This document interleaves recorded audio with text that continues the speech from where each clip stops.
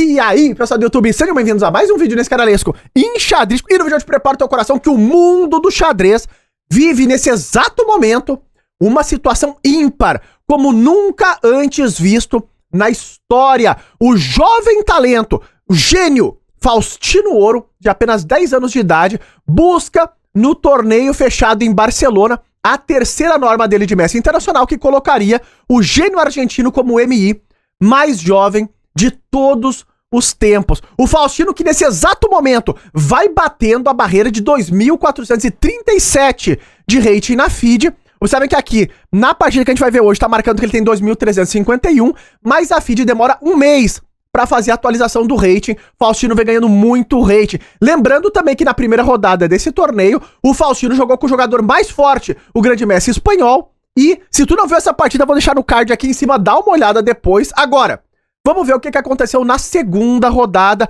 onde o Faustino tinha uma situação mais complicada. Ele jogava de pretas contra um jogador, um maestro, o Carles Martín. E essa partida é muito importante. No final vou trazer também a assustadora performance do Faustino dentro desse torneio fechado. Mas eu aviso, te segura na cadeira, prepara a pipoca, vamos à luta do gênio argentino agora.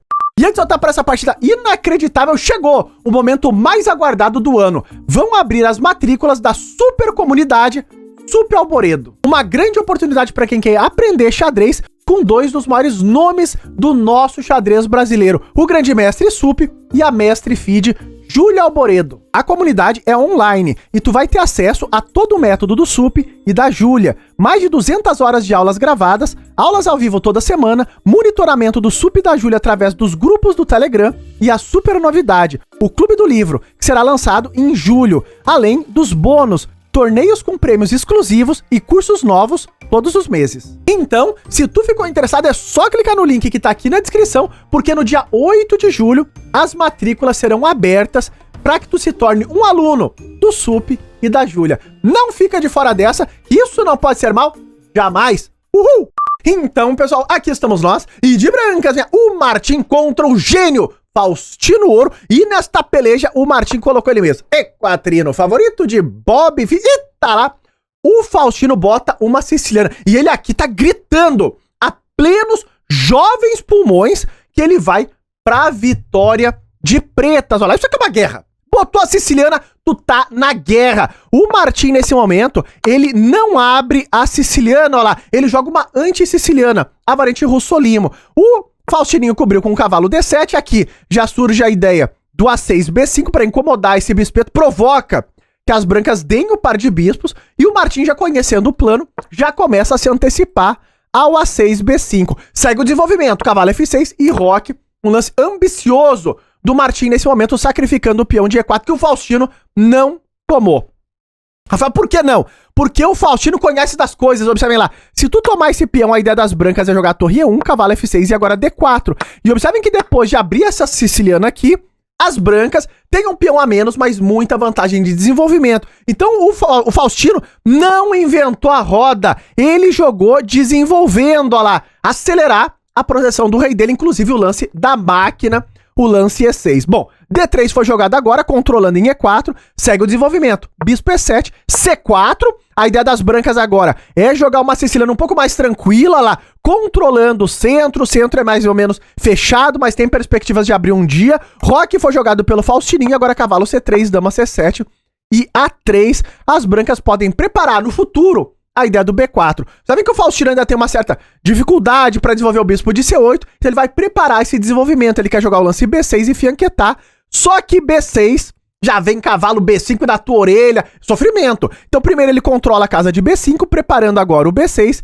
e depois do lance H3, vejam que o Martín, ele fica aqui meio parado. Ah, pra onde o Faustino vai que eu me defendo? Nesse momento o Faustino define o plano dele, que aqui é coisa assustadora, porque a partir desse momento é a mesma coisa que o Martín esteja jogando aqui contra o Stockfish. Cavalo E5 é o lance do Faustino, o da máquina. E a gente vai entender a profunda ideia estratégica. Por quê? Ele propõe uma troca. Aqui, o Martín trocou argumentando, mas quebrei tua estrutura. Sim, mas ao mesmo tempo as pretas controlam a casa de D4 forte e criam uma debilidade no ponto de D3. E agora, meu guri?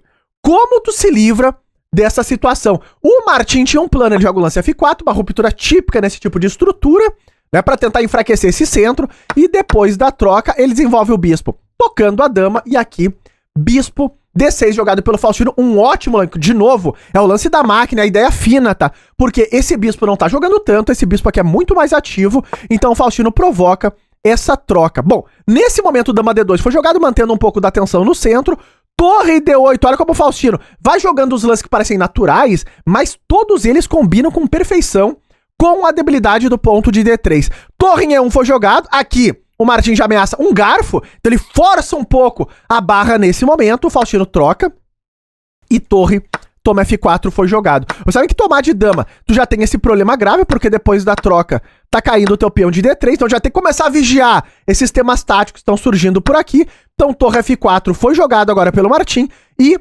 aqui o Faustino de novo acerta o da máquina, dama E5. Sabem que ele centraliza a dama, super ativa nesse momento, fica porque então, os cheques podem estar chegando também, não deixa de... O B4 pode vir, mas o cavalo já vai ficando meio solto por ali, daqui a pouco toma um tema tático. Nessa posição, torre F3 foi jogado pelo Martim, um lance lógico, ele já vai antecipando a defesa em D3, e torre B8 tá lá.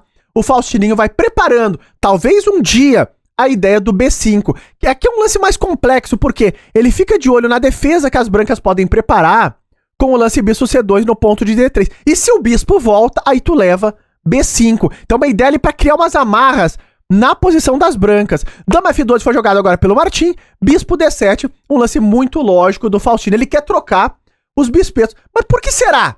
Mas isso aqui é alto nível. Ele quer trocar um futuro defensor, olha lá, do peãozinho de D3. Aqui, o Martim trocou e o Faustino tomou de cavalo, que não parece um lance natural. É uma ideia muito fina que vai vir a partir desse momento. Muito mais natural parece tomar de torre e dobrar. Inclusive é um bom lance, tá? Tomar de torre e dobrar pra ficar pressionando por aqui. Mas não foi o que o Faustino jogou, ele tomou de cavalo. E aqui a gente já começa a ter dúvida. Mas por quê? Olha lá, sacrificando o peão de F7, pra onde vai esse cavalo?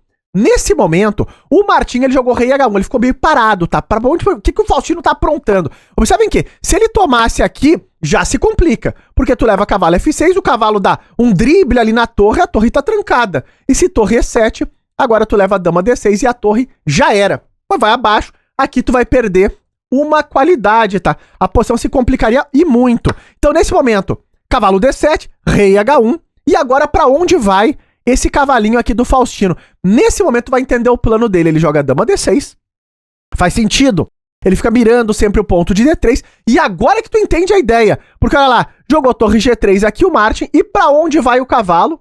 Pra E5. Então ele tomou de cavalo pra cavalo E5. E o cavalo faz sentido, olha lá. Tá pressionando esse ponto de a debilidade. Então isso aqui é uma verdadeira aula de estratégia, e olha como o Faustino tinha vantagem no relógio, jogando rápido, fino, como uma verdadeira máquina terrível. O Martim já ia baixando de 8 no relógio. Bom, torre F1 foi jogada, agora fica de olho aqui no peão de F7, e torre D7 tá lá. O Faustino vem pra triplicar atrás do peãozinho de D3. Torre D1 foi jogado, então vai para um lado, volta pro outro, o Martim não sabe como se defender nessa posição, e B5 jogou o Faustino, criando mais problemas, porque agora tá vindo B4, tá abrindo aqui, tá abrindo ali, criando mais frentes de ataque. Veio a troca, e depois da retomada, o B4 vai chegar na unha. Aqui, o Martim, ele cria uma ideia interessante, joga o cavalo D2, só que tá bem defendido o peãozinho de D3, o Faustino triplicou tudo pela coluna D, pressionando em D3, e agora, uma situação desesperadora, tá, das brancas aqui, porque, claro, o Faustino não consegue jogar direito o C4, porque a ideia do Martim é que ele joga D4. O cavalo tá na casa certa, segurando o peão, e ele vai avançando, tentando se livrar desse peãozinho de D3. É um momento super difícil de jogar aqui pras brancas, tá?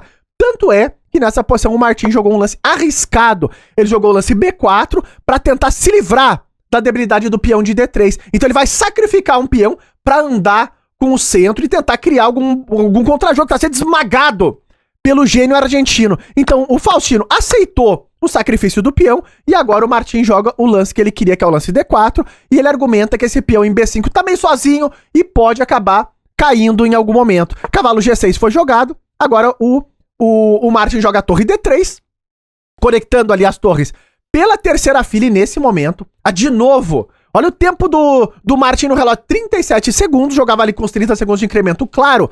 o Faustino larga outra bomba da máquina, compreensão de alto nível de xadrez, ele joga E5, e esse lance aqui é uma destruição completa da posição das brancas, tá? É muito difícil de jogar essa posição agora para as brancas, tanto é que aqui o Martim ele jogou o lance torre B3. O primeiro lance que nos vem à cabeça nesse momento é jogar o lance D5.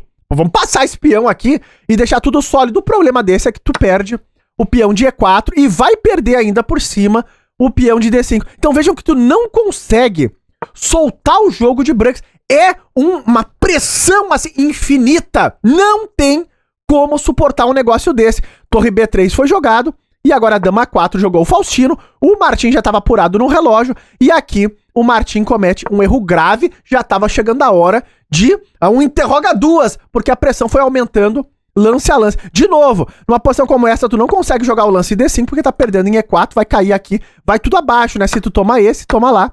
E aqui as pretas ficam com 2 peões a mais ao final, completamente inteiramente ganho. Não suportou a pressão. O Martim ele jogou o lance cavalo C3. É uma ideia lógica, porque ele quer botar o cavalo em D5 e bloquear essa coluna D, tentar esfriar esse negócio.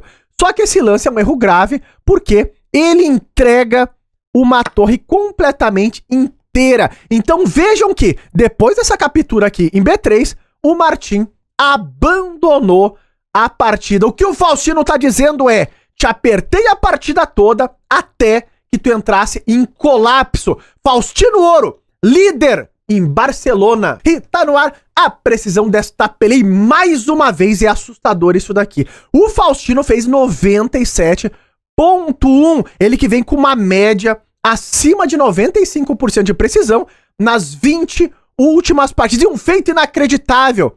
O Faustino tá há 24 jogos sem derrota. Por isso aí, 10 anos de idade, jogando uma série de torneios com um monte de mestres, é grande mestre, é MI, é mestre feed, o que for. Ele tá há 24 jogos sem sentir o gosto da derrota. É uma coisa fora da naturalidade. Agora, fica de olho que nesse momento o Faustino lidera o torneio em Barcelona.